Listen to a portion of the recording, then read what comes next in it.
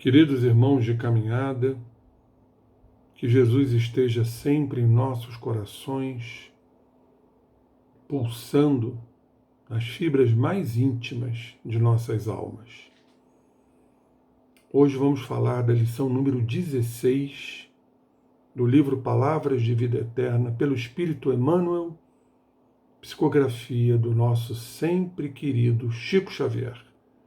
A lição intitula-se Na Senda do Cristo. E ela é retirada do Evangelho de Mateus, capítulo 5, versículo 44. A frase é de Jesus, o meigo Rabi. Diz o Mestre: amai os vossos inimigos e orai pelos que vos perseguem. Realmente é mais fácil orarmos por aqueles que nos perseguem. Mediante um esforço sobre-humano, dada a nossa condição de imperfeição, poderemos sim e conseguiremos orar por aqueles que nos perseguem. Mas amai os vossos inimigos. O que Jesus quis dizer com isso? Amar vossos inimigos significa tentar perdoá-los, não se ofender ante as agressões, os acicates, os dardos lançados por esses irmãos imprevidentes que ainda encontram-se na retaguarda moral. Não promover sentimentos de vingança. Isto tudo significa, em verdade, dentro ainda dos degraus que estamos subindo, significa o amor a eles, porque estamos desenvolvendo virtudes. Emmanuel então fala aqui de Jesus. O caminho de Jesus é de vitória da luz sobre as trevas, e por isso mesmo, repleto de obstáculos a vencer. Senda de espinhos, gerando flores, calvário e cruz indicando ressurreição. O próprio Mestre, desde o início do apostolado, desvenda às criaturas o retiro da elevação pelo sacrifício. Portanto, ele nos conclama ao sacrifício, de vencermos as trevas da ignorância, as trevas da incúria. Temos inúmeros obstáculos a vencer. Lembrando que por mais que estejamos cercados de espinhos, quando buscamos a glória, que é o Evangelho do Cristo, brotará no meio dos espinhos as flores. Carregaremos cruzes, sim. Serão os nossos calvários, mas sem lamentações e sem lamúrias, nos mostrará que somos criaturas ressurrectas, fazendo ressurgir o reino de Deus que está em nós. Portanto, como diz Jesus, tudo dependerá de sacrifício.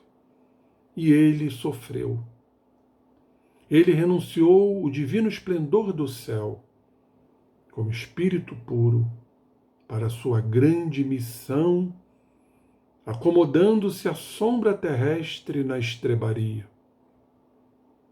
Experimentou a incompreensão da sua época. Ele auxiliava sem paga. Ele servia sem recompensa.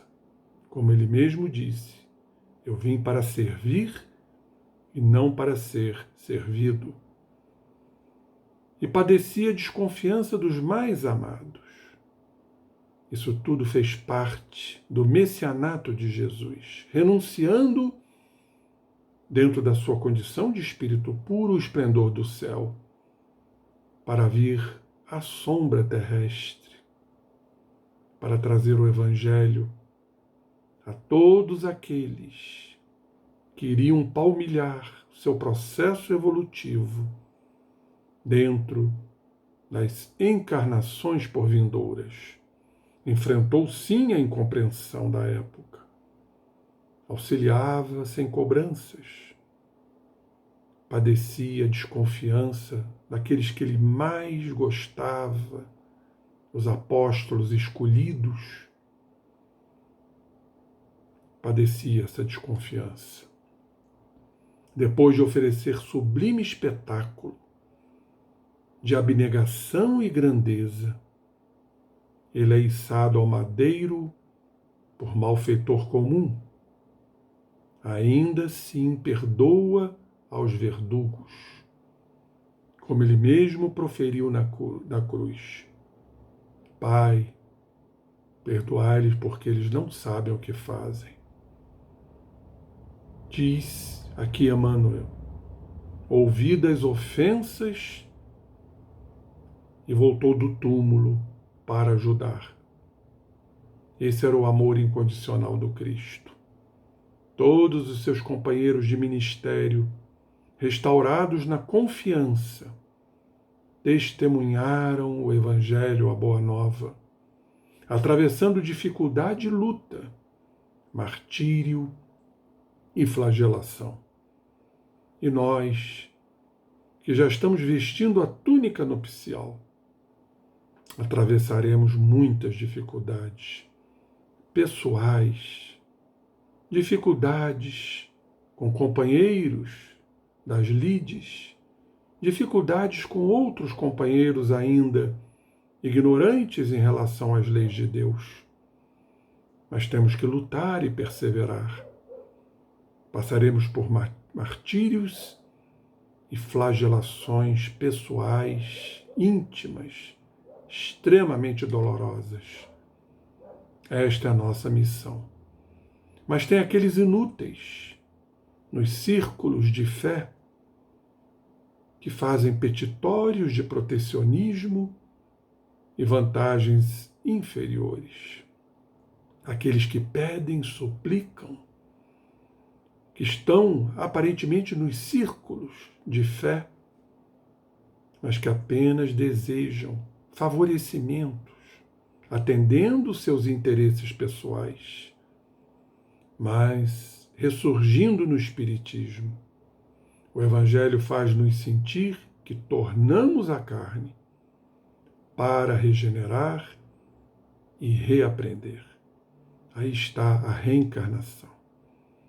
O retorno ao palco terrestre, à ribalta terrestre, para o nosso contínuo e intérmino trabalho de regeneração e também reaprendermos a cada encarnação, mediante inúmeras dificuldades.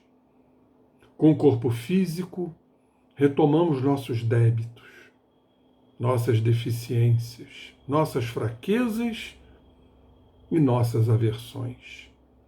E não superaremos os entraves da própria liberação, providenciando ajuste inadequado com os nossos desejos inconsequentes. Então a liberdade não acontecerá por este ajuste inadequado, os desejos inconsequentes de ter, em detrimento do ser. Por isso a reencarnação, trazendo em nossos códigos genéticos nossas tendências e predisposições ainda deformadas. Acusar, reclamar, queixar-se não são verbos conjugáveis no campo de nossos princípios. Disse-nos o Senhor: amai os vossos inimigos e orai pelos que vos perseguem. Realmente pararmos de acusarmos, de nos vingarmos, de reclamarmos, de queixarmos-nos, através de lamúrias e lamentos. Devemos, sim, conjugar o verbo amar. Mesmo os nossos adversários, sabemos das dificuldades. Isso não quer dizer que devamos ajoelhar em pranto de penitência ao pé de nossos adversários, nos informa Emmanuel, mas sim que nos compete viver de tal modo que eles se sintam auxiliados de alguma forma pela nossa atitude, pelo nosso exemplo, para que se renovem para o bem, de vez que, enquanto houver crime e sofrimento, ignorância e miséria no mundo, não podemos encontrar sobre a terra a luz do reino do céu. Cabe a todos nós, companheiros, fazer com que o próximo, o adversário, se renove para o bem. Através de nossas condutas, de nossos perdões, mostrar a esses companheiros que estamos com os corações abertos, para que eles também possam perdoar.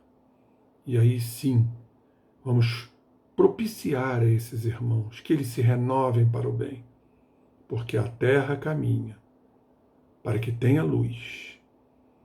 A luz divina um dia reinará sobre todos nós, espíritos mais qualificados, mais espiritualizados, mais amorosos. Assim é a nossa jornada de ascensão espiritual. Que Jesus nos abençoe, queridos irmãos, por mais esta lição que o Cristo nos trouxe, muito profunda, que estejamos na sua senda, na senda de amor. Graças a Deus, e que assim seja.